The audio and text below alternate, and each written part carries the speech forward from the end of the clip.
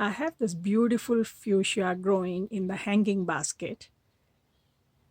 I started this plant from cutting last year, and this year it's looking so beautiful. So in this video, I'm going to show you how to propagate this fuchsia. Now you can take the cuttings of fuchsia at any time, even when it is flowering, but the best time is when you see fresh stem growths without any flowers or buds. So this fuchsia kept on blooming till late summer, but in fall the blooming stopped, almost stopped, and I started to see some growth. And that's when I decided to take the cuttings.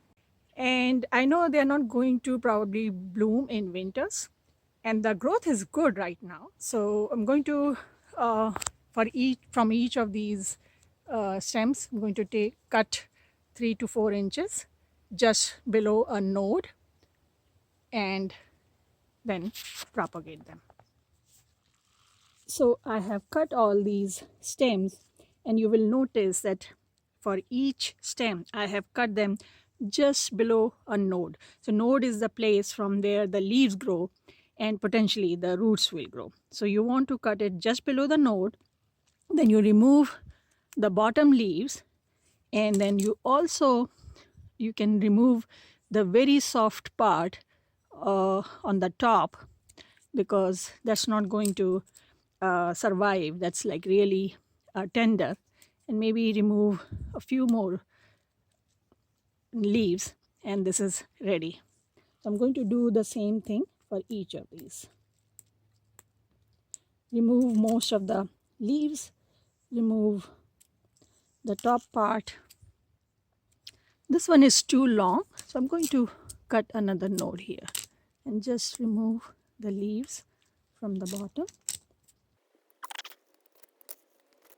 This is too soft. I doubt it will survive, but that's fine. Okay, so now all my stems are ready. So here I have my rooting hormone. So I'm going to just dip it in this so that it is covered with rooting hormone. Then make a hole and just put it in and press it hard. I'm going to do this for every stem.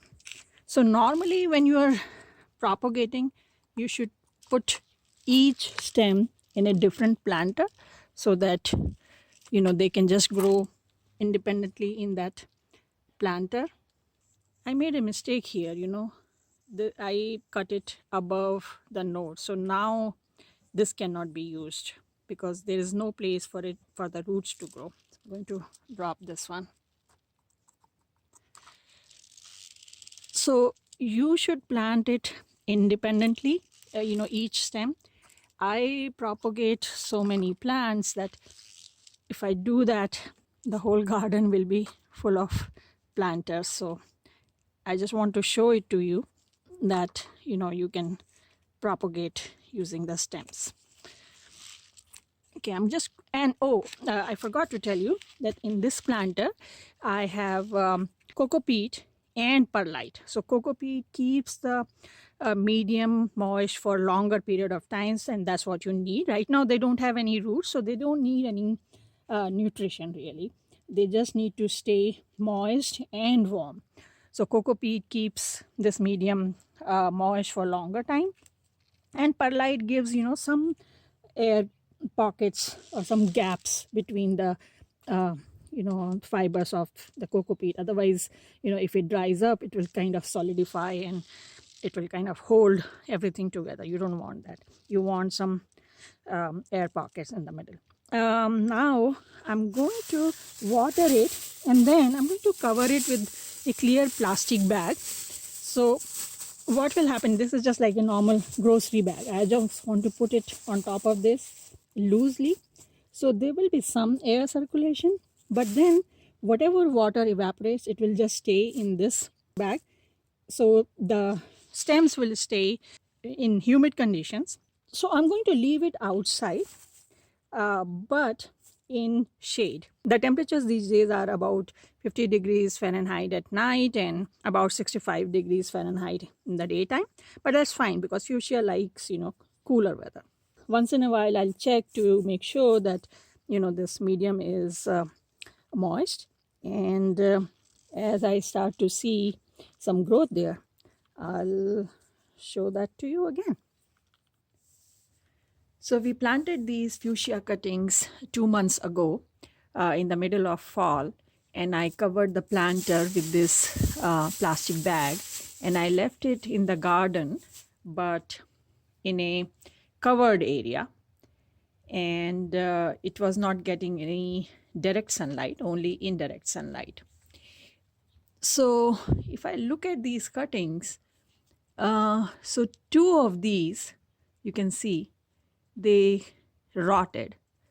But this 1, 2, 3, 4, they are doing well. They are standing tall, and it seems like, they have some little growth. And this one, it seems like it broke. I wanted to see whether they have developed roots or not. And because this broke, let me just dig this one up, because it's not going to survive if I broke it. Yeah, so if you look at these, you see these roots. At 2 or 3 roots, it has grown. So that means, the propagation was successful. And obviously the roots are not too big, so they are not ready for transplant. So I'm going to leave, the other ones which are looking healthy, I'm going to leave them as it is. So 2 more weeks have passed, and I want to actually see good roots. So we have our 4 plants here. So I'm going to take out another one.